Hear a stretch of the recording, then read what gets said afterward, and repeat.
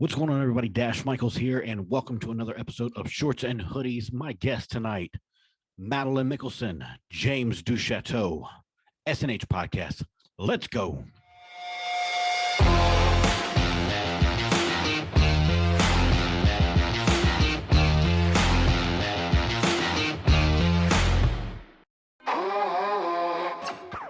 Welcome to tonight's show, everybody. Make sure to follow, like, and subscribe. You can find us at SNH Pod, SNHPOD on Instagram, Twitter, and Facebook.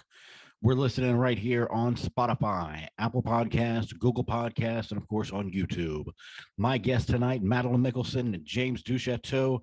How are we doing, guys? Hello. How are you? I'm good. How are you guys? I'm good.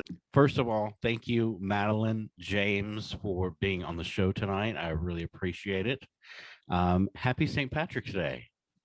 Happy St. Patrick's Day. None of us are wearing green. I know. How morbid is our black and gray? My green bookcase. There you go. I don't think I have anything green in my room whatsoever. I have all the plants that are surrounding me, so Yeah. I'm like enveloped by the green. Yes. So first of all, let's start with Madelyn. Madelyn, if you want to kind of give us your background. Okay, so I started dance young, probably like 6 or 7. I'm from Racine, Wisconsin, so I grew up dancing in like the Midwestern between Chicago and Milwaukee scene. And I did competition dance all throughout growing up. And then because I loved it so much, I just knew I just wanted to dance or at least be in the arts in some way. So I went on to college and earned 2 bachelor's of arts degrees in dance and arts administration from University of Wisconsin, Stevens Point. And then from there, I obviously was just like, I'm in love with it. I want to be in New York. Like, that's the place to be. I don't know why. Since I was like 12, I did like an NYCDA Nationals. And I was like, this is it. I feel like this is home. Unclear why. I was like 12 years old, like walking around the city by myself. Bizarre. For whatever reason, I was by myself. But yeah, I was. But yeah, so then I just like immediately after college, like moved out here, got 2 internships just to finish up like last internship for my arts administration degree because I needed something in arts administration in the real world. So I went ahead and went to New York and I did a couple of different small dance companies. I found my way into like Steps on Broadway. I did their work study program up until present, COVID shut down. That's where I met a lot of people, was through their networking, whether it be teachers or fellow students, things like that. But otherwise, I've auditioned. I haven't broken into many bigger shows, but I've mostly worked for up and coming musical artists. I've done like little tours with them, like in Canada, as well as like around like New York tri-state area, which has been like pretty fun. Otherwise, I'm just actively pursuing performance as best as I can, especially during these times. So, yeah. Awesome. James, how about you? Oh, Lordy. So I grew up in Allentown, Pennsylvania. I was born in New York. And then we moved out here. And so we're only an hour and a half from Manhattan. I saw my sister dancing and I just wanted to join her because it looked so darn fun. And so that's how I got started. I started with like Nutcrackers when I was like 6 and 7. And then the woman who runs the Nutcracker was like, we should get him an agent. He's really great. Like, let's get him out of here. And so then I got an agent at the age of 8. That's when I booked Radio City Christmas Spectacular. So I performed in Nashville, Tennessee at the Grand Ole Opry, which was really, really cool.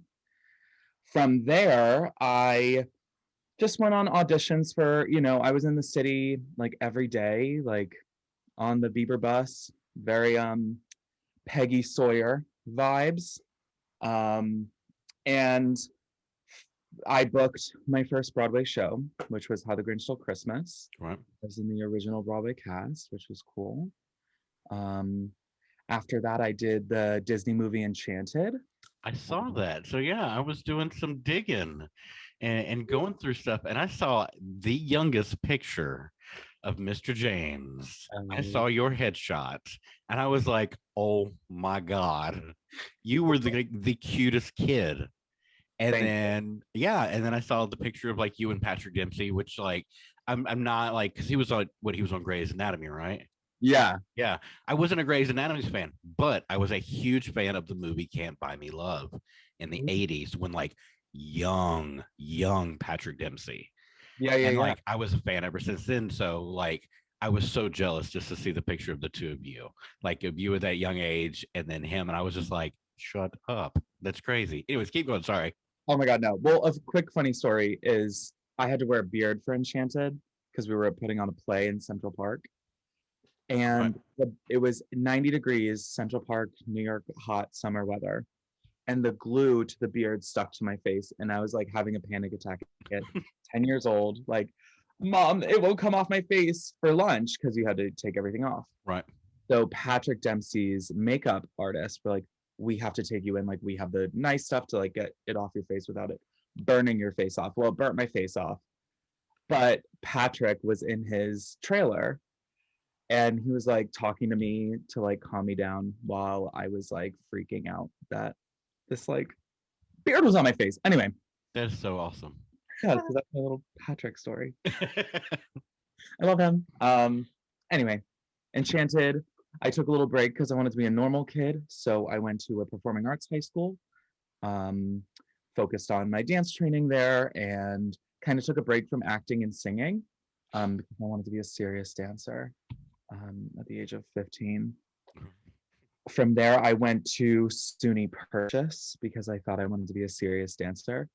That only lasted for a year because I skipped class one day, I went on an audition for the national tour of Saturday Night Fever, and then I got assistant dance captain, and I was like, bye college. And the rest is history. Now I'm 24 years old and did a lot of regional theater and cruise ships and music videos and just living the life. Awesome. So you're 24. Madelyn, how old are you? I'm 28. 28. Freshman So I'm not that much older than y'all, right? No, you are 21. Yes, for life. I'll be 43 this year, and I don't feel it, which I guess is a good thing. I mean, if you would have asked me after this past weekend that we had, I definitely felt it. I felt, if not older. But yeah, no, I don't feel it. And I think that's because I took good care of myself. I had a good teacher that I wasn't, especially growing up at a time for competition dance, that we just kind of threw ourselves around and we didn't really know, like we do now, because we can sit here and tell our students, hey, you might want to, you might not want to throw yourself onto the ground. You want to keep your knees later on. And now I'm sitting here going, my knees hurt so bad. But that's awesome. So let me ask you this. So both being dancers this year, especially, has been extremely difficult for all of us because a lot of our stuff got scrapped. I mean, just like the rest of the world, but especially for the dance community, we're talking Broadway that has, gone dark. How has it been for you? Because I know, Madelyn, you said that during this time that you're able to start connecting with people. And I think that's ultimately, I think that's what a lot of people have been doing is really just networking, because we can't see each other face to face in real life. We can see each other through Zoom, or any other kind of video conferencing. It's been I think a great time to network right now, especially with no shows going on and very little in-class stuff going on for studio. So how has it been for you this year? Well, for me, I was rough at the beginning because I really felt like I was starting to make my like breakthrough, my stride. I was finally getting like super called back for like everything that I was going in for, not quite getting things just yet, but when you're just like, you feel like you're on the brink of something, you're like, oh, I feel really good in what I'm doing. And then the world shut down and I was like, at first I was like, it's okay. Like I've been running on no gas. Like this is a perfect vacation for a second, just like hone into what I need to do. And then as it like carried on, I'm like, oh, this is continuing on. So I found ways to connect with people through the internet, like different photographers that were offering like weird, like not weird, I shouldn't say, but just like cool, like in your home sessions, but like just like dance exploratory workshops and things like that. And things that are totally free, or like live Instagram classes for a second. I haven't really taken a dance class in probably like 6 months because I have to rent a studio in order to make that happen because I'm live in a closet. Right. So that's been interesting. So it's just like trying to figure out what I can do in my space as well as connect with people via Instagram, or even like us connecting through our dance competition. And then we just like happen to create this podcast and something that's super fruitful in our art, whether it be through movement or not. So it's been really cool to find those little pockets and avenues of connecting with people in that way. Awesome. James, what about you? So when the pandemic started a year ago, I was at a point in my career where I felt like I was constantly going, traveling, working, which, okay, to some people that's like, wow, that's the life, that's what you want. And it's like, no, because like you need a moment to like just be a human being and not just sing, dance, and act all the time. And then you start to hate it because you're like giving so much of yourself to this career, which is a moneymaker. So Right. it was a relief. And I started to like not want to do it anymore, and which was bad because you know that's when you know you need a break. So it was a big relief. And I kind of took like a 2-month break from teaching, and then we started back up with like some Zoom classes, which was good because I was getting fatty patty, too much alcohol. I totally agree with you there. We had to cope. Yeah. But yeah, and like we found the new look of our whole career, which is we're resilient and we're fierce and we're gonna find jobs where we can. And for this year, when it rained, it poured with teaching opportunities because your hometown wants you to come home and teach. So yeah, I think once the stuff started to open back up a little bit, studios were scrambling because so many teachers got laid off. A lot of studios didn't make it. A lot of dance competitions didn't make it. And so to find work, I don't want to say it was easy, but it was easier than usual.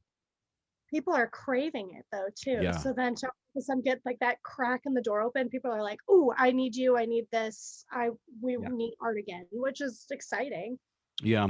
Now, branching off of what you were talking about, James. So I got started in dance. I grew up in Charlotte, and at that time, I mean, it was a big city, but I was in a smaller part of Charlotte, kind of across the bridge from Belmont, North Carolina, which is a really, really, really small city. And I started taking dance. I took dance in middle school as an elective because I thought it was going to be an easy elective for me. I did martial arts growing up. My dad was a karate instructor, and so I was like, the correlation between dance and martial arts is, I don't want to say it's easy, but it is kind of easy for me. And then I went just like you. My stepmom took my sister to like a dance demo, and they were gonna get her into dance, and I want to say she was 2 because I was 12. There's like a 10-year difference between me and my sister, and there was a girl there, and I just fell in love with her. It was one of those things, and we lived in different counties because she lived in I think she was in Gaston County, and I was in Mecklenburg and Charlotte, and that was really the only way to get to know her was go to dance. And yeah. So I went through my career and everything. After I graduated, I did the New York thing, I did the LA thing, and they weren't really for me. They were a close group of dancers because I grew up through Dance Masters and doing Mr. Dance and doing Mr. Dance and doing Mr. Dance and doing Mr. Dance every year through DMA. I think I started to get burnt out really early on dance. And I got into dance essentially originally, one, because like I said, it was an easy elective.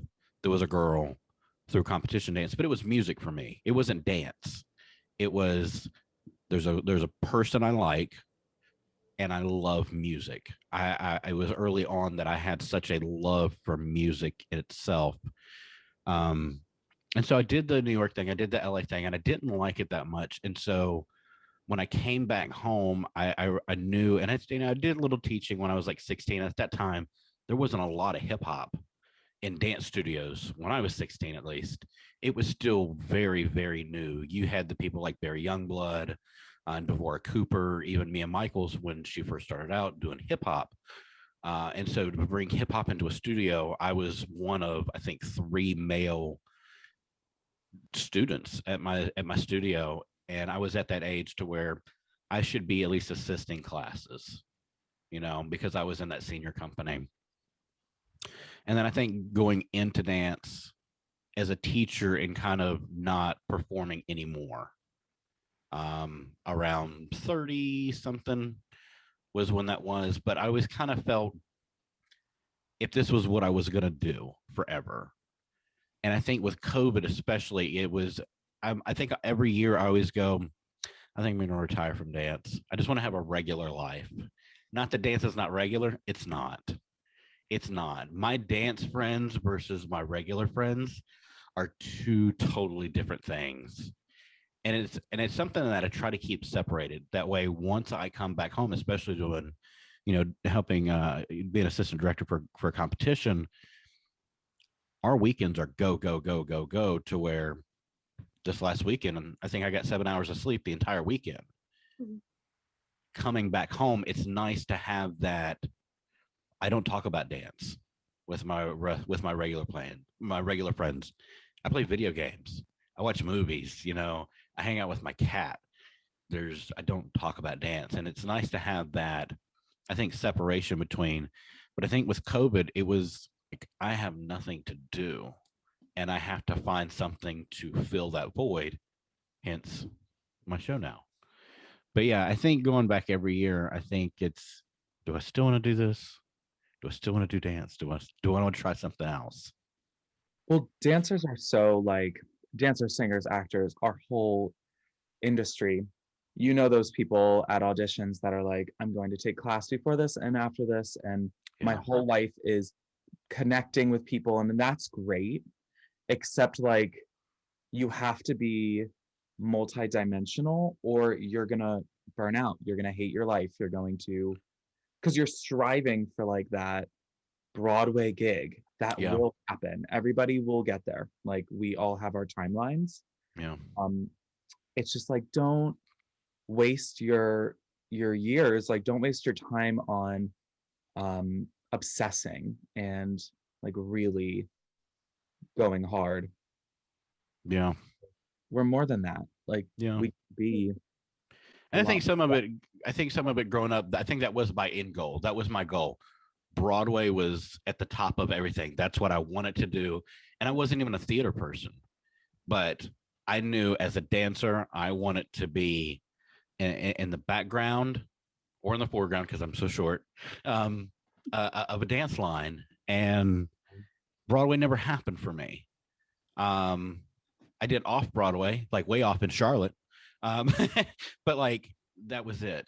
And it was nice for me. I always looked at it as, and I think even when I was a competition kid, I did Dance Caravan, and I did little things here and there, assistant with conventions and stuff. I always wanted to be behind the camera.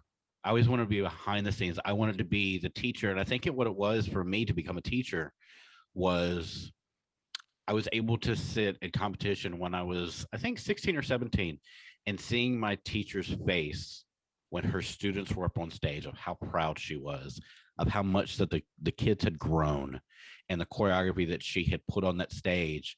And I was like, I want that. I was like, I don't care about, I get the butterflies before I get on stage. Yay, we get a plastic trophy. It was, I wanted the recognition inside as a teacher to go, I helped that student get from point A to point B. And then becoming a teacher, really getting to know students and the struggles that they have at home. And that's kind of what it was for me as well. I think under the surface was dance was an escape. And we don't realize how many students go through maybe hardships at home, and dance is that way to get out of the household because they don't have the greatest home life. And I think especially when I moved to Cleveland, I was able to meet two wonderful people, Ken and Sherry at Rock City Dance, and the family that they had created with the parents and the students to really get to know them. I had gone from studio to studio, kind of building their programs, and it wasn't really until like I said, until I got to Cleveland to where I got to meet people, not just paychecks. Yeah. And it was very nice. Um, so let me ask you this. So now that we're on the way back up with competitions are starting back. A lot of people are doing block form to where they bring in certain studios. Some competitions are only allowing no spectators except for the ones that are on stage. But we're back on stage. So what kind of advice would you give to dancers now that are competing now, not necessarily for the future, but what they're going through now? It's a tough one.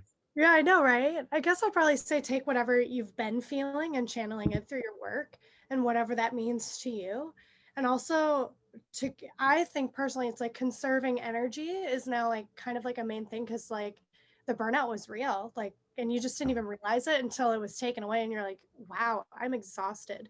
So it's going back into when things open up again is how can I work smarter, not harder? Yeah. And that I think that goes with just even competing as a kid and also just like bringing that in your everyday life is how to work smarter, not harder. Yeah. That's my advice. I totally agree. Yeah.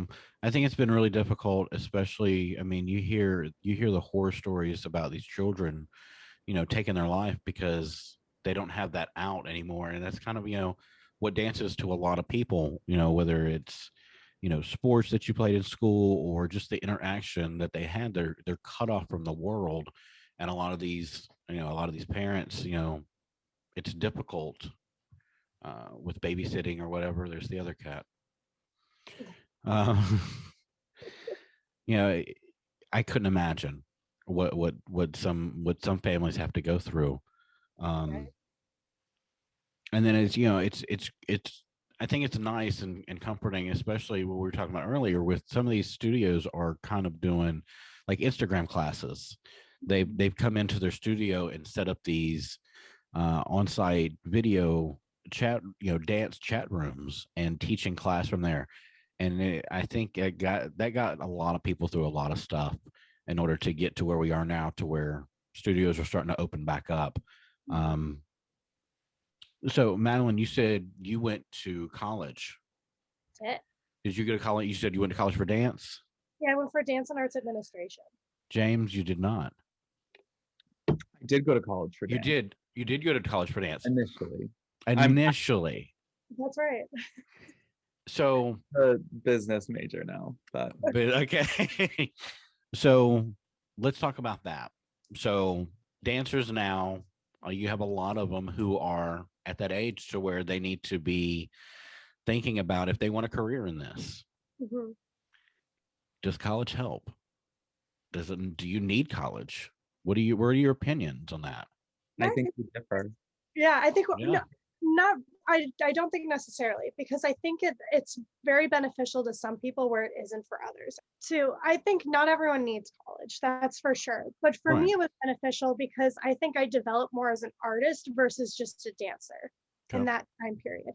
And I think it helped me in not, I don't want to say my maturity, but yes, my maturity in terms of like figuring out my body, how I move better through space, how I could connect with people. It just helped me in that furthering platform. I think I just needed that little extra cushion before being launched out into the Gotcha. real world. But that's just me. Not Right. everyone needs that. Some people can just go in there and just do it. Yeah. Where people like me, it was nice to receive criticism and good criticism at the time because when I went into college, I was like, I went at a dance studio that was very high end and very good, and I was the lesser of the good at the Okay. studio. So I just didn't even know my own worth. So it was a time to even figure out my own worth during that period of time. So I think for me, it was super beneficial. I think I would have eventually led where I am now had I had not, but I think my path would have been a little bit rougher and Gotcha. in a different way. And I don't know if I would have reached the level that I'm at now had I not had it. But not everyone needs it. Right. James, what about you? Um, so just like thinking about it, going to college was great for the year and a half that I went. Mhm.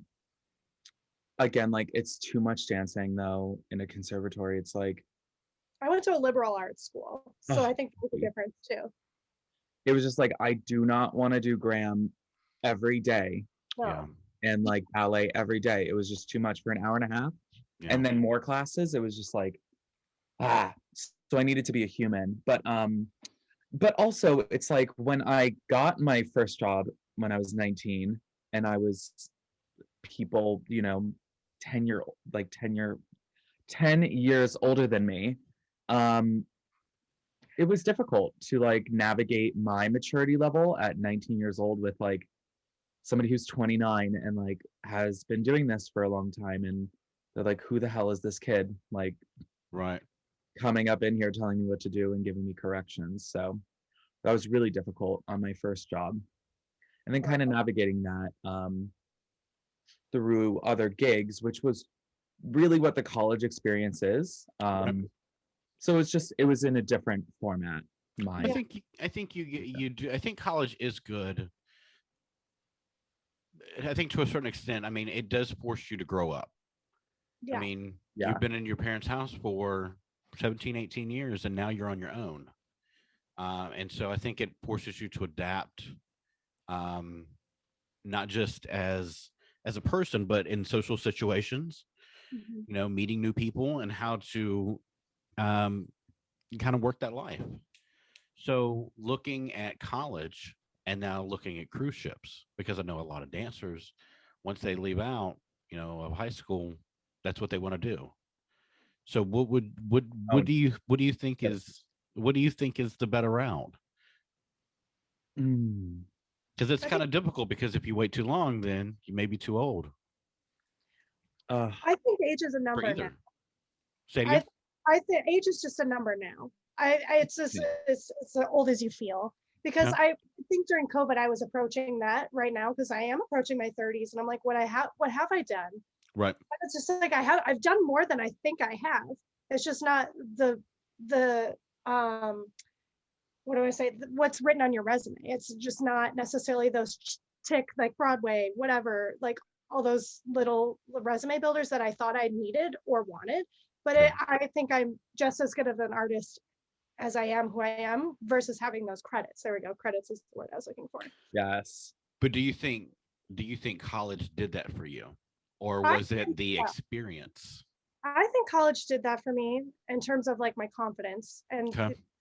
the furthering education. And also I got the performance under my belt too, whereas I don't think I would have just like diving deep into the water trying to get into performance anyways. Because Gotcha. I think a lot of times it's baptized by fire in a way too. Even in the college, like you want to be thrown into performance right away because that's how you grow Yeah. is through live performance, I think. But For yeah, sure. I think it just depends on how you view it because I think you're still young when you graduate college. Yeah. You're you're, a child. You're Yeah. literally a child. you're Yeah. literally a baby. You're a baby adult with training wheels still. Yeah. I Like, think I always look at college as like you're a second year child. yeah, You've gone through up until 17, 18, knowing one thing, knowing you go home, you go to school, and that's it. And then college, you're on your own, but you're essentially doing the same thing. You're just on your own doing it. And once you you still have graduate, side that's when you have to, really have kind of shit figured out. Yeah. I mean, I think in college too, it's like bowling with bumpers. Yeah. Like you are an adult, but you have the guidelines of like you have to be here on time. You have an adult watching over you, but yet you are allowed to make your own choices. Right. And that is a good learning curve for some people. Whereas other people, they know what they need to do, and if they fall in the gutter, they'll pick themselves back up. They know how to, or they will force themselves how to. Right. But yeah, I think it just age is dependent on how you feel about yourself in terms of like whether you not or not you want to even college. If you feel like it's a waste of time, then it probably is for you. Yeah. If you want to be dancing and things. So yeah. What do you think, James? Versus because you did cruise ships, correct? I did. Yeah. Yeah. Yeah. So somebody who has done both college and cruise ships. What do you think the smart route is? Or is there? Honestly, I don't think there's a definitive answer. That is true. What worked for you? It worked for me because, again, like, it was my college experience in a different format. Like, I had to navigate problems that every college kid does, like identity and drugs and alcohol and body dysmorphia in the actual community of, our career. Right. And seeing, like, the bad examples you work with and the good examples. So the people who you don't want to be like when you're that age and the people you do. So it's definitely helpful. There is no right answer. You can go to college and you can be amazing and be on Broadway for the rest of your life, or go work on every cruise ship there is in the world, or you don't have to, and you can navigate your own education and make the best of it. You can go take class at Steps and BDC every single day, and I think both are equal, and both it just depends on who you are, right, what you want to do. So that's pretty cool. So let's talk about, since we're talking about competition dance still, one of our absolute favorite things, I think it is for me, is skill set in competition dance. It is something I think that you absolutely have to have, is skill, not just dance and technique, but the skills that come along with it. Every yeah, you want to have that aerial in there. You want to have those turns in second. What are your thoughts on that? And I'll kind of go first. I love turns in second. I love them a lot when you can do them. And I'm trying to, if you're watching the YouTube video on this, you can see my face, how I'm kind of trying to tiptoe around this, because everybody at competition wants to put turns in second in there. And I've had that conversation with the kids. I've had that conversation to where the parent or the dancer themselves go, I've been working on my turns in second. I've been working on them. And I was like, cool. Let's see them. And then they do it. And you go, oh, yeah, we're going to work a little bit more on that. But then you get the pressure of, we want to put turns in second on her. Or this is my favorite one, the music calls for it at this time. The music calls for turns in second at this point. And there will be some songs to where I'll be like, yes, it does. It does call for it. Like, I can hear it. I can see it. And then you have the dancers, as wonderful as these children are, will start on one side of the stage and do their turns in second and finish on the other side of the stage. So again, the traveling Tina. Yes. So what are your opinions on, maybe not necessarily just turns in second, but other skill sets that I think are kind of forced into competition routines? There are some dances that I've already seen this year that lacked substance.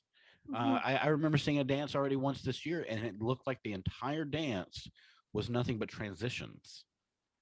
Like, it came off to where there was no. It almost was like no a dancing.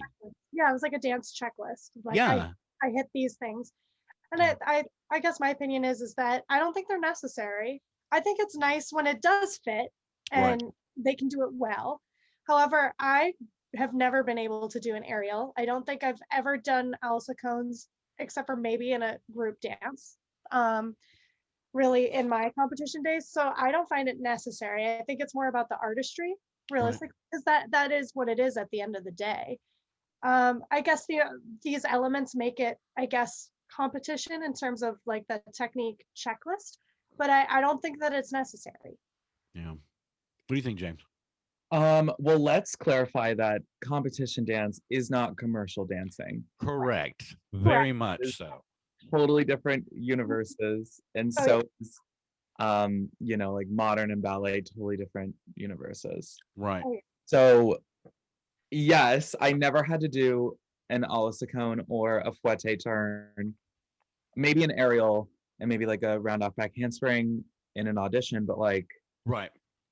I've never because I don't remember. Yeah, I don't remember any audition I've ever been on, and they go, "Can we see your turns in second, please? Right. Can we see your fouettes?" And I'm like, Newsy. "No." Yeah. A double pirouette, but that's really about Yeah, it. And that's that's it. right. You're not. I don't remember ever doing a show to where I had to do 5 pirouettes. Right. No. And Oh. I think as a competition kid though, and I think that's one of the things that because of stuff like conventions, because we force ourselves, not necessarily our teacher forcing us or the teacher at conventions forcing us, we force ourselves to compete with the other quote unquote best of the best in a convention classroom Yeah. to force our way to the front and center to be seen. And I think we have that mentality or we have that thought process of if I do 5 pirouettes, they're going to really see me. Yeah, we're going to see you. But did we also see you fall out of them? Did we see you rock back on your heel? I think we as teachers see that. And I think as I can remember being at Showstopper convention and being that kid that I thought that I needed to show off to be seen. And then I remember going to one of my first auditions and coming out of it and going, they didn't ask me to do a turn in second at all. Like, Well, to be seen in like, yeah, oh my God, like in convention days, it was all the rage to like stand in the front and blah, blah, blah. But in commercial dancing, you have to blend in or fade away, especially if you're a backup dancer for whoever. But if you're in the ensemble, you're in the ensemble, you're not a soloist. You have to blend with everybody else and not stand out with your cuckoo banananess. You know? I think when they're put in and you're traveling with your turns, I think it takes away from the routine because it can be the greatest thing that I have ever seen on that competition stage. You have the perfect song, you have the perfect costume, you have the perfect choreography, and then you start to travel with your turns in second. It almost, not 100%, but it negates some of what you already did. If the rest of your routine is that perfect. I think it's a fine line between pushing the kid and making them grow with that technique and pushing them versus something that they're comfortable with. Right. So something that they're not quite perfecting with. And I think it goes back to what I said before. I think performance pushes you as an artist and you even in your technique to perfection or what we claim as perfection. Right. And then from there, I think it's like the effective triad between the parent, the teacher, and the student wanting something. Because I think it could be a push and pull, be like the parent sees what they think competition dance and they want the fouette turns in there. Absolutely. And then the kid thinks that. And so the teacher's like, I mean, I guess, but like the kid's just going to do it. They're going to flop around. I'm going to show you that by putting it on them versus the score. It could be the teacher being like, they need that extra push in competition in order to learn and to grow and to really perfect that movement. Or the kid willing to challenge themselves too, being like, I want to be able to do this. So I'm going to practice and I'm going to do it on stage. So it does take away, but I think there also is, that fine line of growth that's attached to it as well. Yeah. I mean, just this past weekend, one of my students who competed doesn't like doing choreography. And if she ever hears this, she knows who I'm talking about. And she hates choreography. So I was supposed to choreograph her a solo. And I was like, fine, you're a beautiful improver. So let's just break all the rules and not tell anybody that you're going to improv. And she got like the highest score of the competition. So there's like both. I mean, don't clap for me, clap for her. Yeah, I did not. But like, you know what I mean? Yeah. Like there's the clash of the concert dance, the commercial dance, and the competition world. The highest score I ever got as a soloist was a dance that I improved for Dance Masters, by the way. Yes. Work. And they're strict over at DMA. Very, very strict. Okay, so let's kind of move. We've talked about, the future for dancers going the college route. Let's talk about auditions. The common misconceptions of auditions, the do's and the don'ts. Any kind of horror stories that you've had for auditions? Poop gate. The poop. I'm sorry. What? No, remember the poop? Was that at Pearl? The poop at Pearl. There's poop at Pearl? Oh my God, somebody pooped on the floor at Pearl. I I'm did sorry. not know this. That Oh was my right God. before the pandy. The Talk about this, pandemonium. please. Wait, how did I not know about this? That's hilarious. All over Twitter. It was right before that hairspray call, and it was like That everyone got COVID at. lit. All right, They so did paint us a no, I don't say paint us a picture of the poop, but what happened? No, it was just all over Twitter. Like Pearl Studios posted like somebody shit on the floor, Okay. and it was just like people made TikToks about it. It was just so funny. It was a moment. Oh my God. I, That's I don't think hilarious. I've ever have been to an audition somewhere someone shit on the floor. I've definitely clogged a toilet at Pearl before. Oh, who hasn't? Everyone has the nervous poops, please. Yeah. Yeah. Oh my God, yeah. But yeah, I That's can't what, think of any like embarrassing stories. Thank God. oh, my friend snapped his Achilles Oh. in an audition, and I was doing a chorus line at the time. Oh, when the ooh, And I was like, this is metaphysical.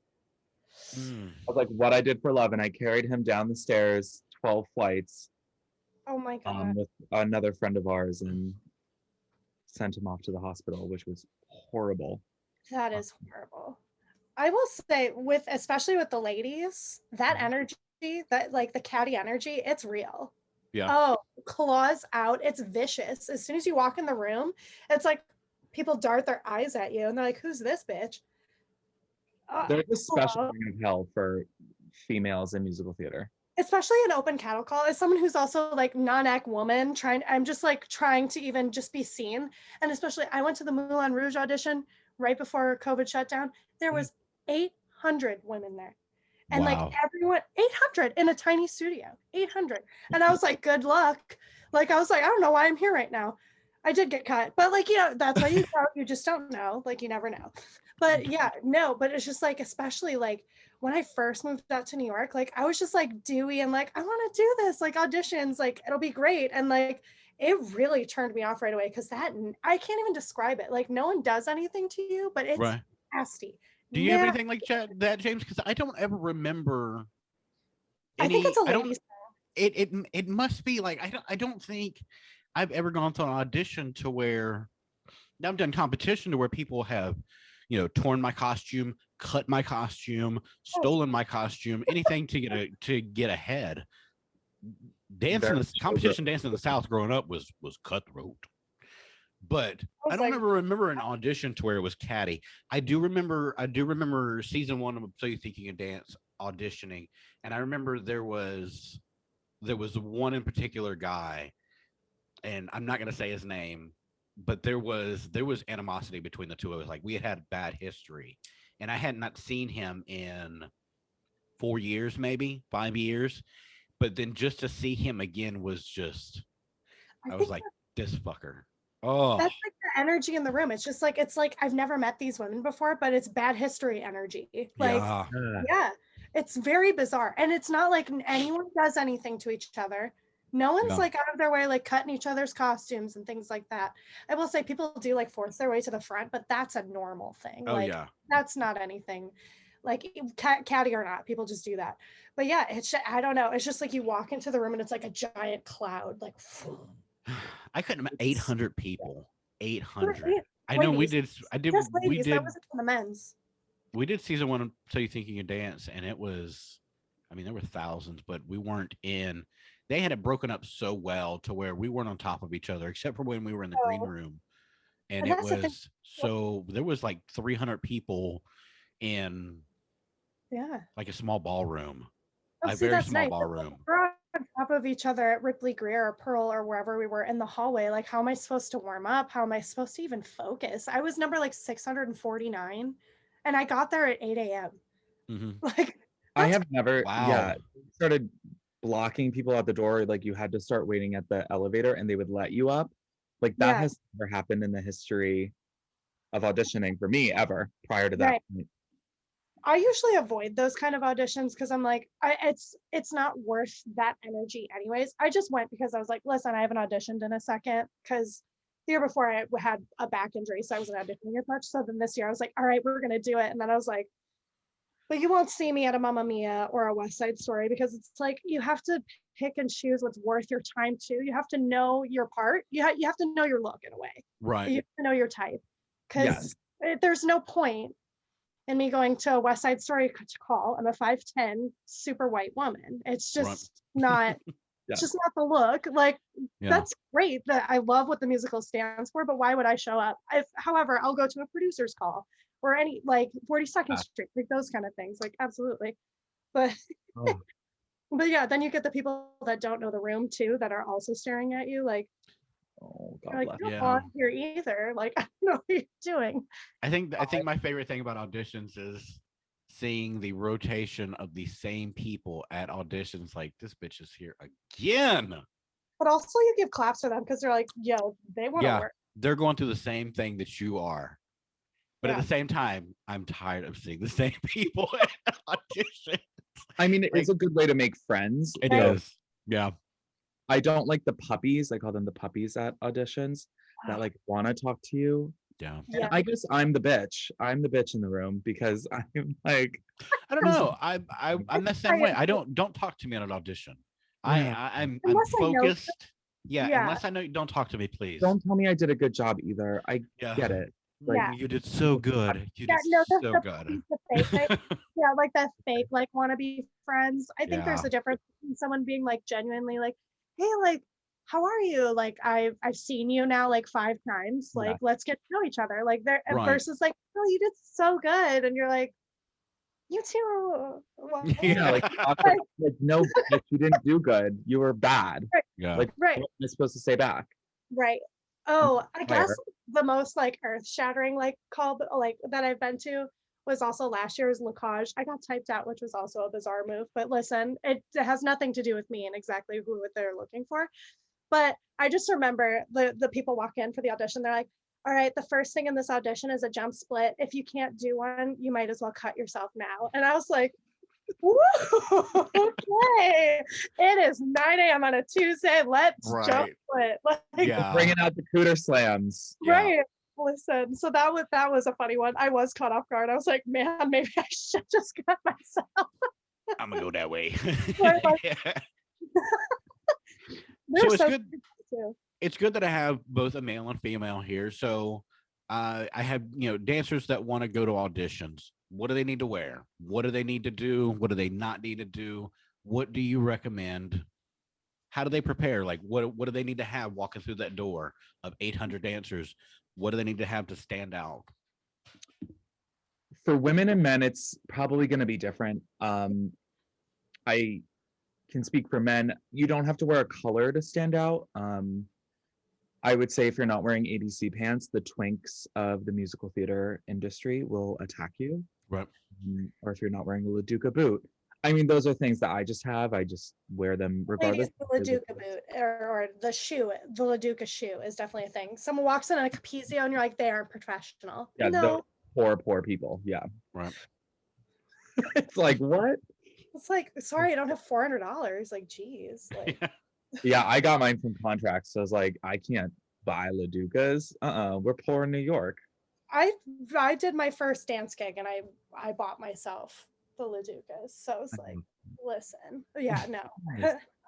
No, for ladies, I think it really just depends on what you need to find a slamming outfit that you look good in.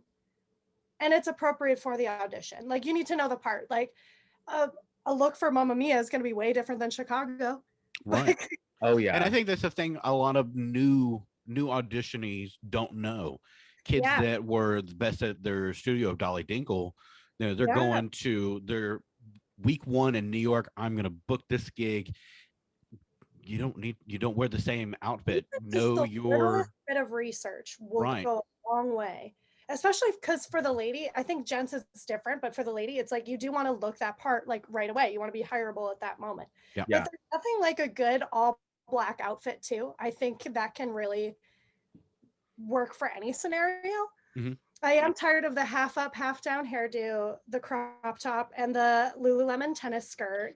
Right. I hate the tennis skirt. The tennis skirt, and I fell for the trap when I first moved out here because I wanted to fit in and I wanted to do that. And not that there's anything necessarily wrong with that look either. No, but you want to stand out. You want to stand And out. if everybody's wearing the same thing, you don't. Like you don't. Like There are trends, yeah.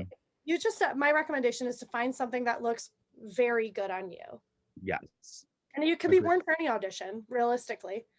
Yeah, you want to feel comfortable in the room because you don't want to be like, how do I look? Like you want to wear something that you know you're gonna look hot in and like you're gonna feel fierce dancing in. Yeah. And also maybe breathable because it's always hot. Always. No AC works. No. And the window don't like the air's not blowing in. You're gonna be standing outside and not audition for a while too. Yeah. Then you're sweating in there. It's funny. But like you guys were saying, like I thought of Disney bounding. You know how like people dress up kind of like a Disney character. That's what you want to do for an audition. Like if you're auditioning for West Side Story, possibly wearing a Converse with a jean, a nice jean, and so you know similar eras. So yeah, as long as you're around the era, like you don't have to be like in a full gown for like whatever moment. Like you know, like seven brides for seven or whatever, 7 dresses for 7 brides. I'm saying it wrong, but yeah, you don't want to show up in the bridesmaid dress right away. Like, although you're definitely going to stand out. I mean, it could be a good thing. But do you remember that girl? She wore that full ball gown. I mean, I've seen someone like everyone's wearing the crop top tennis skirt moment, and someone just walks in like a fierce like unitard, and I was like, work, like because that looks good on you. Yeah. And it works. Don't wear what everybody else is wearing. Wear what's going to be what's going to look good on you. Yeah. What's a flattering. And on a unitard might not look good on you, and that's okay. Like, but it looked good on that girl, so like, serve it. Awesome. What is the one role? What is the one show? What is the one company that you would love to work for? I feel like mine's a little obvious as a tall lady. I think Rockettes is something that is just, it's something that I've always wanted to do, but also like when I was a kid and doing it, the movement felt right. However, it seems like I'm never in the right place at the right time for them at this point. That doesn't mean it can't ever change. But otherwise, like Broadway, or I guess I would still be experimental into some conservative or not conservative, conservatory type movement as well. Right. In the world, I'm not opposed to that either, but I'm just so immersed in jazz and tap right now that my brain hasn't even thought of that. So I'm still even thinking like, how can I expand my dancing besides that small little square that I've put myself in? Okay. So, yeah. Sir James. Oh, that's a hard one. So I would love to play when I'm older in like 10 years. I would love to play Cornelius in Hello Dolly. And I would love to play Harold Hill in The Music Man, but there's one that I see you playing, but keep going. I'll tell you in a second. Keep going. I want my Marion to be a man though. Okay. So there's like, Ooh. I see you playing Gaston so much. Gaston. I think you have the build for it, you have the muscles, you have the jawline. I think you would be perfect to play Gaston. I don't think I'm tall enough though. He's like a tall guy. You're tall. You're tall. I'm like 5'10". I'm your height, Madelyn. Yeah, the average height. But I think with who's the sidekick? Lemieux? Is that LeFou? LeFou. I could play LeFou. No, you just get a shorter person to play him. And that was the thing, like, so I can't watch remakes of these Disney movies. Nothing against them. If you watch them and you love them, that's all for you. My mother absolutely loves like Beauty and the Beast and, you know, these remakes that are live action remakes of this. I can't pull myself to do it because the original was perfection. And I think it will taint my childhood. But seeing the guy who played Gaston and seeing but seeing Josh Gad in that role where he did great. I always expected him, like, that person to play them, like, to be really really short, like he was in the Yeah. cartoon. But I don't know. I think you would be a perfect guest on. But Well, that's thank just you. me.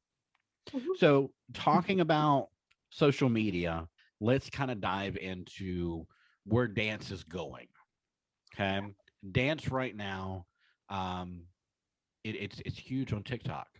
I am not a TikToketeer. Um, what are your thoughts on TikTok and dance and how it's kind of taken over, where everybody does the exact same dance, and I don't understand that. It's like Maybe the it's the old Lindy. in me. Say it again. It's like the Dougie. It's like, you know, it's like disco. It's the dance of our generation that I think it brings people together, which is really cool. And it kind of inspires kids to like get up and move around, even if they don't want to dance. You know, it's social dancing that they do at school Wedding. dances and, you Yeah. know, I mean, I'll give you that. We didn't have social media when I was going to middle school dances, but we all did the dances. Yeah. oh, You yeah. know, I think if social media would have been around at that time, we'd all been on, TikTok or whatever doing that. I think the thing that irritates me though, and again, this is nothing against dancers. This is nothing against people who do TikTok, and nothing against people who like it or don't like it or whatever. I don't care. It's whatever. I don't care. Fucking do it full out, please. Like, who's the chick? Charlie D'Amelio or whatever. Is that her name? Charlie D'Amelio, yeah. That chick kills it. Like, Yeah, she's a dancer. she hits everything, and I'm like, I'll sit there and watch some TikToks of people doing it, and I'm just like, it's the dance teacher in me. Do it full out, please. But have you seen her? Stop marking it. She did the Travis, what was that when they did the live convention? Oh, yeah. And I know what you're talking about. I don't remember the name of it though. yeah, whatever that was. And she was there with him. And she made the choice instead of a big old leg to give us a dégagé. And she's that bitch. She would do that. She's like, can I call her that? Ooh, she's like 16 years old. Sorry.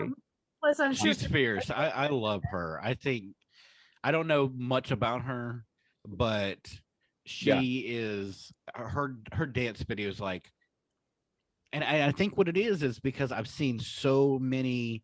I have TikTok. I don't even watch TikTok on TikTok. I watch TikTok on Instagram. Like all the people who just repost it or whatever and stuff like that. Like And diet.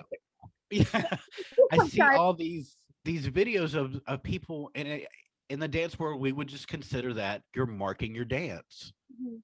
Like, stop marking it, do it full out. And then I come across this video of that Charlie girl, and she's doing it, and I'm just like, yes, finally. I don't know. What are your thoughts? I mean, it's just like doing the electric slide, like an average Joe doing it versus like you got your dancers on stage at awards doing it. I think that there's like a very big difference too. I Yeah. think that's kind of where TikTok is as well.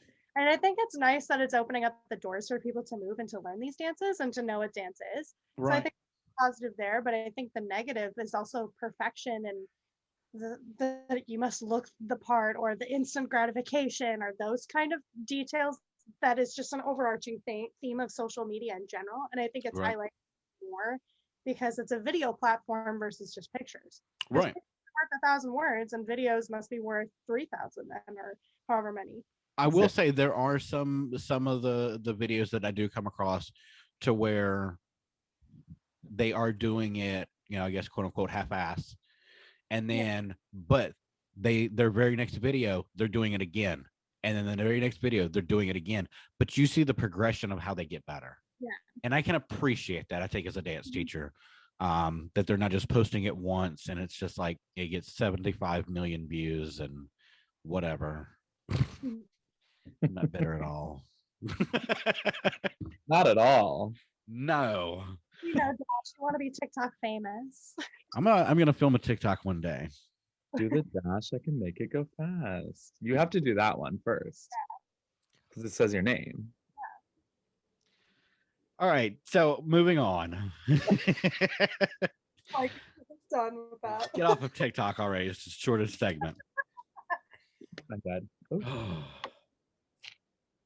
So let's kind of go. We're gonna jump back and forth here on this because one of the things that I have seen, and I'm sure that you have seen as well, is in the competition world. And before I even go into that, one of the things that I am happy to see is I think if I had to pinpoint it, it would be Moulin Rouge, maybe Chicago. We're seeing the rise of musicals in movies again, Yeah. to where there was hardly anything. Granted, yeah, we had dance movies and stuff like that, but having full on these grandiose movies like Chicago or the production value of Baz Luhrmann with Moulin Rouge, La La Land. We're seeing that, I think, especially this year. Now, granted, at this point in time when we're recording, I think we've only done 3 cities. Is that right? Yeah. Yeah, 3 cities. We're getting ready to do our 4th city this weekend. There are those songs. I think we have seen The Greatest Showman so many times. I think it's The Greatest Showman, Moulin Rouge, and Chicago have come back to competition world again. Now, granted, they've always been there. Everybody, always does Roxy and Because You Can and all that stuff. But I think Tango. it's a little it's excessive this year. It's excessive, I think. There is that return to that like cinematic bliss that we love from those iconic movies. However, I don't know if a lot of them are age appropriate, like Moulin Rouge or Chicago. I don't want to see young teenagers doing the cell block tango because it's an adult about murder and sex. Let's talk about that because that's going to lead me to my next segment. Is kind of it's kind of a 2-parter. First, let's talk about the songs that I think are a little inappropriate for competition, and our thoughts and feelings on that. I think some studios go the route of the teacher picks the music. That's the way it is. Deal with it. And then I think you have I'm the kind of teacher to where I will go, here's 3 pieces of music. What do you like? Bring me 3 pieces of music and show me what you like as well. That way I kind of know where the headspace is of the dancer. What are they kind of into? And that can kind of lead me, say I have 3 pieces of music, but I hear their music and I go, oh, wait a second. They like this. I had this other piece of music that I would love. And then I bring that in and it's like perfect. What are your thoughts on, say, the cell block tangos done by 8-year-olds? Inappropriate. Yeah. That's poor judgment on the teacher's part. They just have no idea. They're just not paying attention at that point. I agree. Yeah. Or like burlesque, like get your ass up, show me how you burlesque. Like yeah.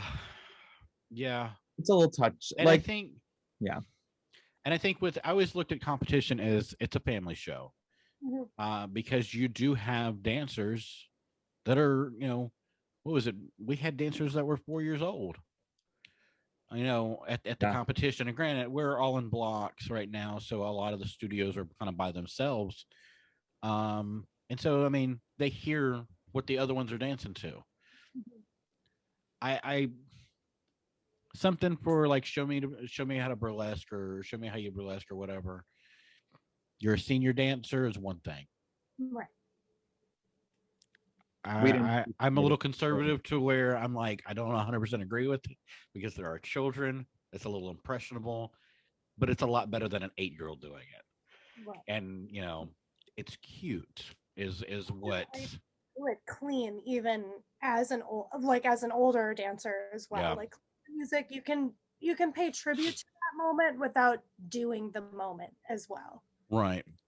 Especially, I did cell block tango when I was a teenager. I think that's just like iconic. And like, I didn't even think of like, you think of like the murder and whatever as part of like the show and not even necessarily like a thing, like an actual plausible thing that could happen. And I think So that's, I think that's when we're at that age.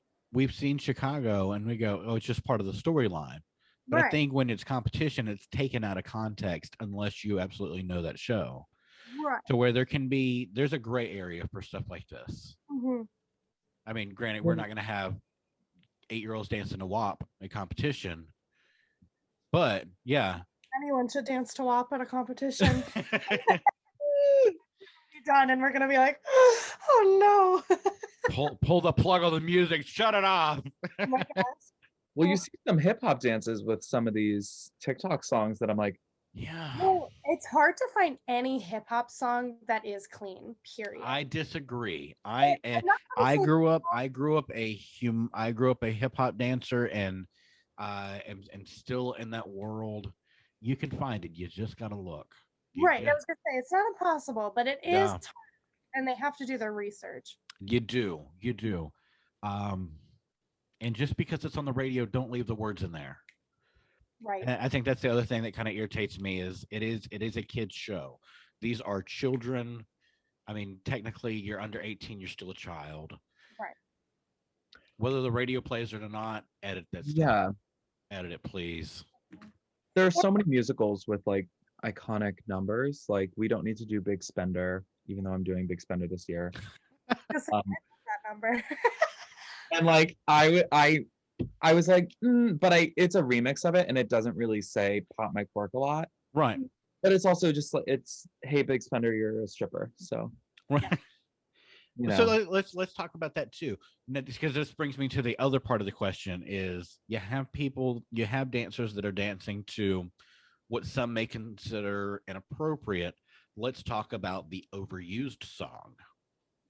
Let's talk about, and again, if you're listening to this or you're watching this, if you dance to this song, I'm not directing this towards you. I'm not directing this towards your teacher or your choreographer or whatever, but you do have the rise up. I was just going to say that. You do have, I think what would it be this year? I mean, besides, You are like I the said, reason. yeah. Mhm.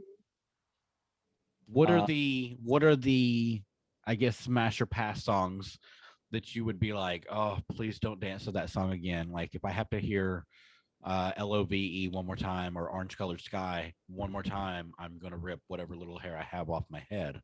Honestly, I love those songs. They're wonderful songs, but Right. when you have 3 of them in a row, if I hear Believer one more time, oh yeah, Believer. Any like Wicked song, in my opinion, has just been done since the dawn of time, and I Yeah. think it can go to bed. Yeah, like any of those like super emotional lyrical songs. What is it? Kesha's like Praying. I hear a lot too. For a minute there was Roar. Like Yeah. that was a lot. Not so much anymore. But then there's the ones that you love to hear. Like there's a couple of like jazz ones that I'm just like burning up. I'm just Yeah. like, yes, I know what I want. And if I don't get what I want out of it, then I'm disappointed in what your choices were. But there's And I those think- classic songs that you're like, I can't wait to hear those. But then there's others that you're like, please stop. And I think the genre, I think it depends on the genre too, because I can sit here and listen to countless jazz routine numbers or hip hop numbers or tap numbers still too. It's when it comes to lyrical, I think it's because the emotion or the fake emotion that's involved in it. the Plays- constipation face is my absolute Well, it plays a oh, confusing yeah. factor.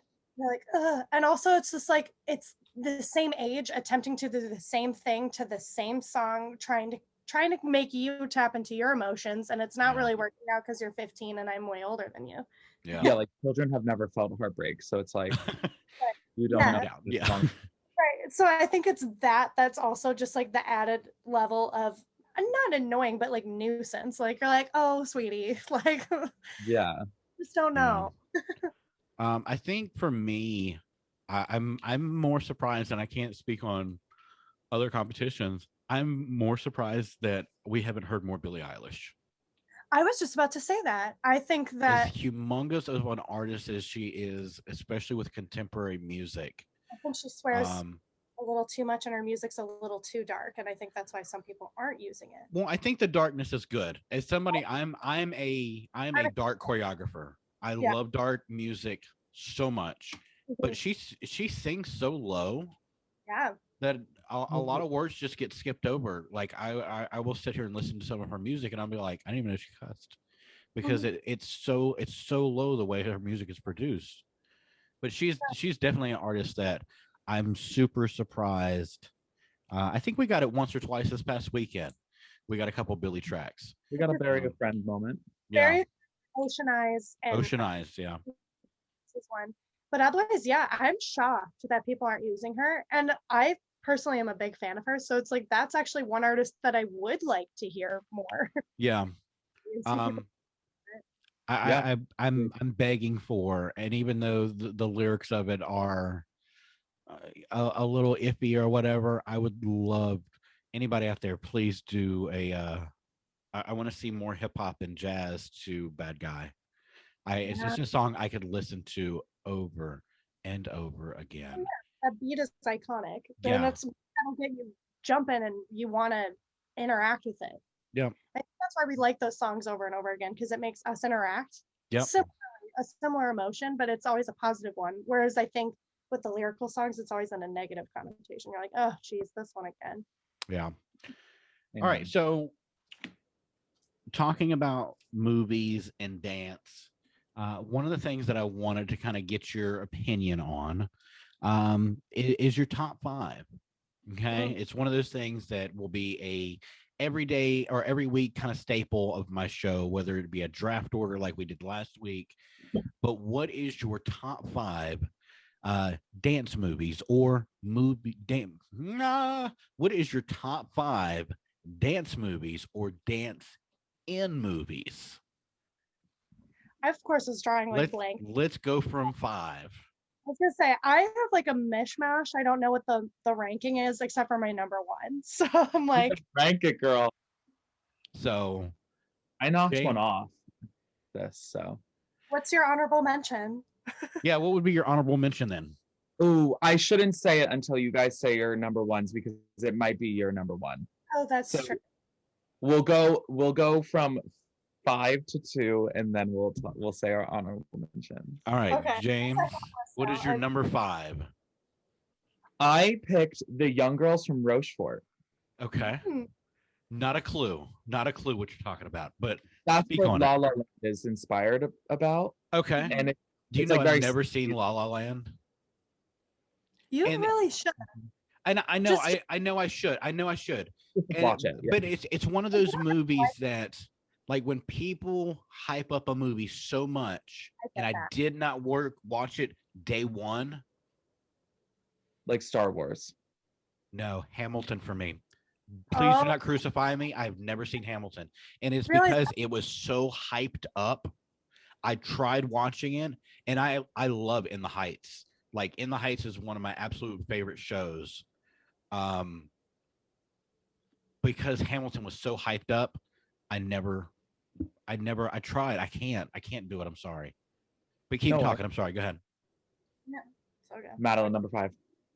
Number 5.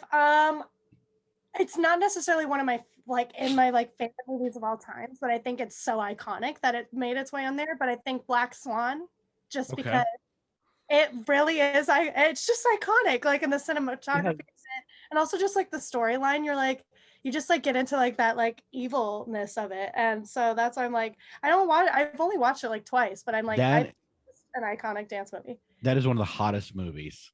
Yeah, it is. Dash loves the dance is wonderful. What? Dash loves some lesbian tension. I'm such a fan of Mila Kunis. Like, who is the chick? Natalie Portman? Portman. Yeah. Natalie Portman's side. I love Mila Kunis so much. And it was it Forgetting Sarah Marshall? Mm-hmm. It just did it for me. I love that movie. Okay, so my number 5 is different than y'all's a lot. My number 5 is Stomp the Yard. Oh yeah. I'm a huge Columbus Short fan. You had Columbus Short, you had Darren Hanson in it, you had Brandon White, you had Chris Brown. and it was a great movie about stepping. As somebody who is from the South, who lives in the South still, HBCUs, we have North Carolina Central here. Stepping it's just wonderful, and it was just a great movie about brotherhood.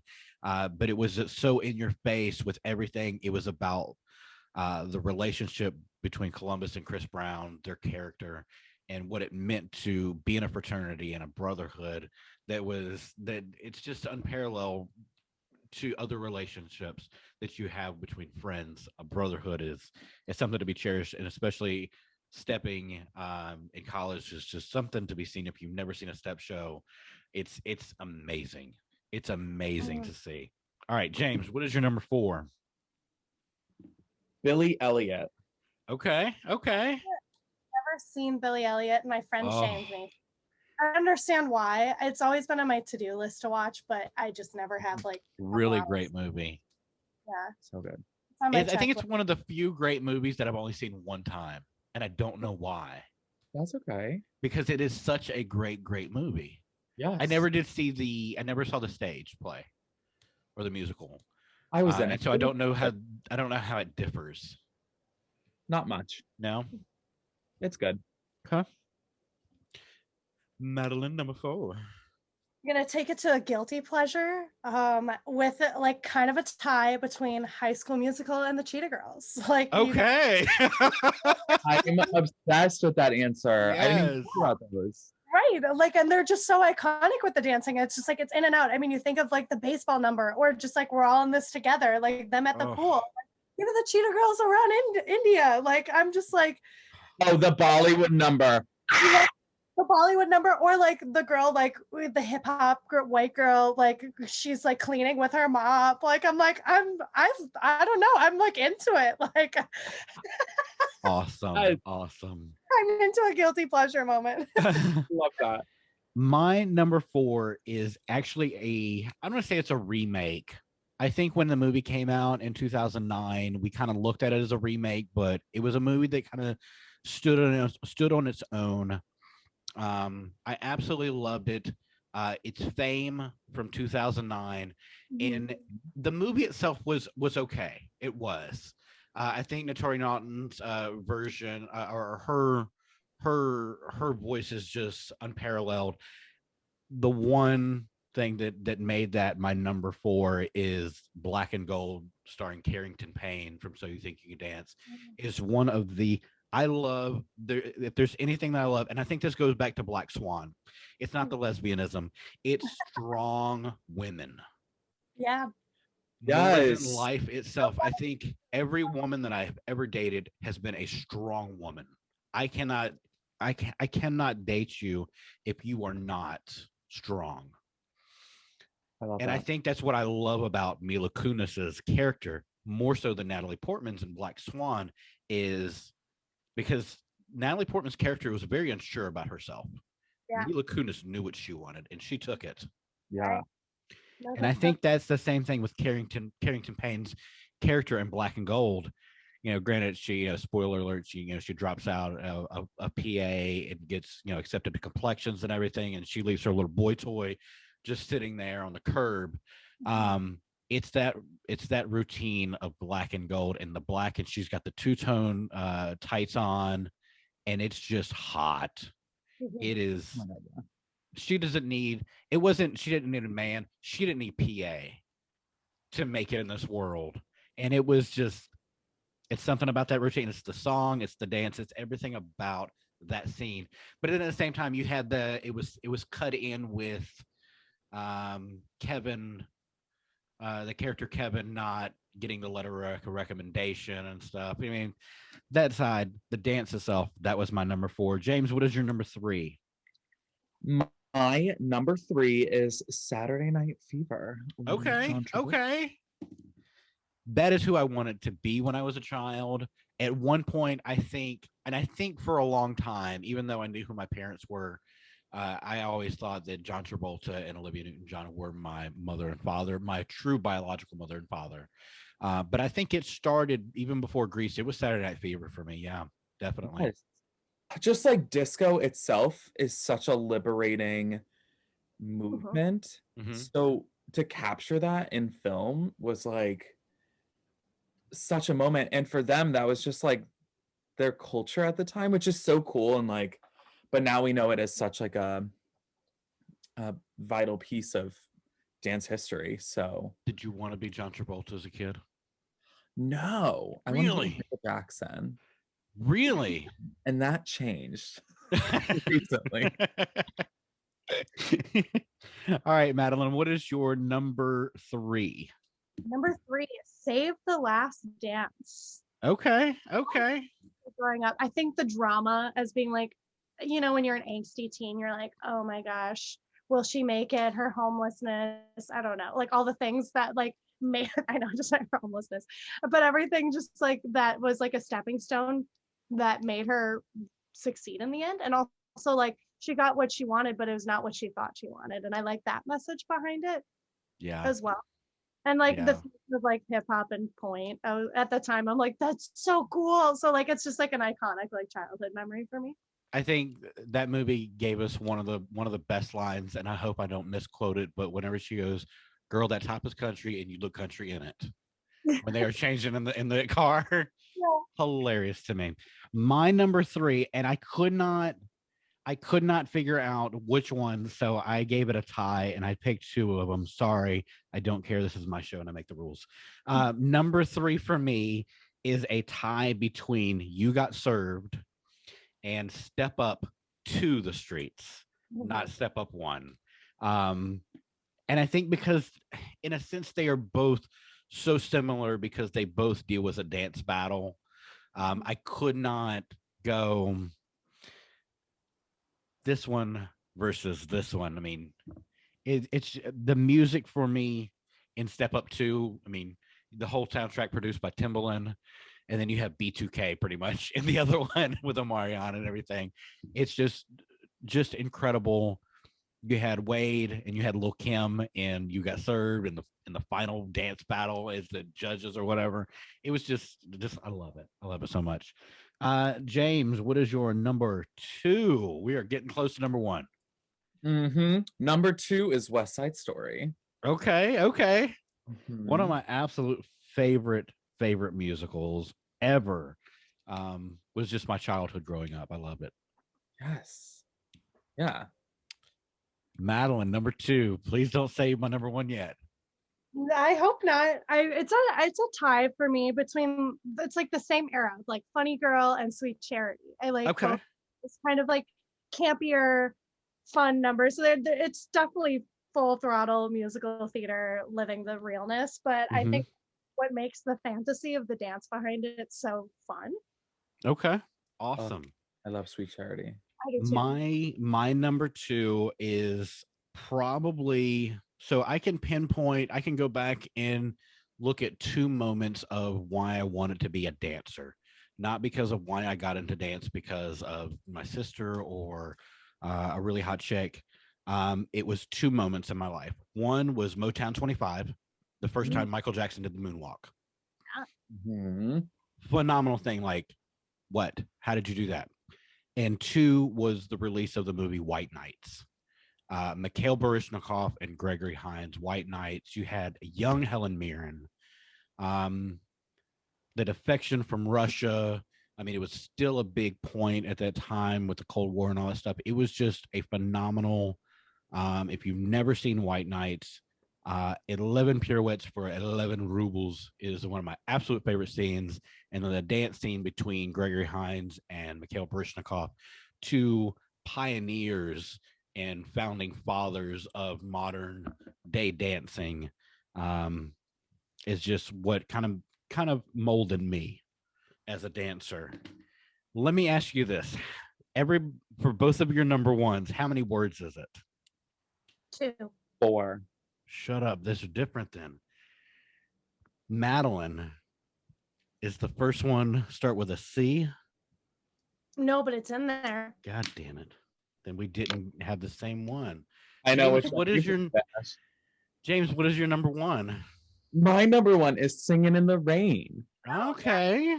Yeah. Another movie similar to Billy Elliot I've only watched one time. I've only watched Singing in the Rain once as well. Yeah. But And I don't know why, because it was a phenomenal movie. Yeah, it's iconic. Miss Madelyn, what is your number one? all-time favorite. This is probably what got me into dance. Every year I watch it. White Christmas. I thought she was going to go White Chicks. White Chicks. Could you watch it? Why I got into dance. White Nope. Chicks. White Christmas. I watch it every single year, multiple times a year, multiple times in like the Christmas season. Like I love White Christmas. I love Awesome. Yeah, love White Christmas. My absolute number one, and this is by far, I think the definition what a dance movie is. It has every stereotype in, everything that dancers go through. I think this is the one movie that I think nailed it, from the eating disorders to how classes are, to the cattiness, to falling in love and falling out of love. It's center stage. Center stage is one of, I mean, and I think what it wasn't actors pretending to be dancers. It was dancers who were actors. They may not have been the greatest actors. Now, granted, we did have Zoe Saldana in the movie. Yeah. Young Zoe Saldana. Not that she's old now, but I mean, she still looks the same age. Yeah. You had Peter Gallagher as, the director, and Sasha Radetsky. I just fell in love with as a dancer, seeing him. But I think the greatest line from center stage to me was "I'm all splotchy." Is my absolute favorite line from that. Is when Sasha Radetsky is talking to Amanda Schull, and she wants to go back in there, and she dances the hell out in front of Cooper Nielsen. And she's like, I can't go back in there. I'm all splotchy. It's just hilarious to me. It's one of those movies. And say I'm really surprised it wasn't on anybody's list. That was my honorable mention. Really? It was probably his honorable mention. But I don't know. I was never really like super into it. Like I liked it, but it wasn't one that I always went back to. I think I've only watched it once or twice. It's a movie I can sit there and I don't have to watch it. I can just recite that movie line for line. I've seen it so many times, probably more than any other movie. Wow. Yeah. And I think because it came out at a time in my life when I was very impressionable. Yeah. It was just perfect for me. Well, listen, I want to thank y'all so much for being on the show today. I had a blast. Oh, I did have an honorable mention. 500 Days of Summer. Oh, yeah. One of my absolute favorite movies. It's just so sad. I love it. Yeah. But the You Make My Dreams Come True dance, it's just hilarious with the animation and everything too. I don't know. Anyways, thank y'all so much for being on the show today. I had such a blast. Thank you so much. Madelyn, where can they find you on social media? You can find me at madmick__ on Awesome. all platforms. On all platforms. And Sir James? You can find me at James Du Chateau on Instagram. And I think I only have Instagram and Facebook. Want to be Facebook friends? Awesome. Thank y'all so much. We will be back next week, every Monday at 12 noon on Spotify, Apple Podcasts, Google Podcasts, and of course, right here on YouTube. I will see y'all later. This is Dash Michael signing out. Peace.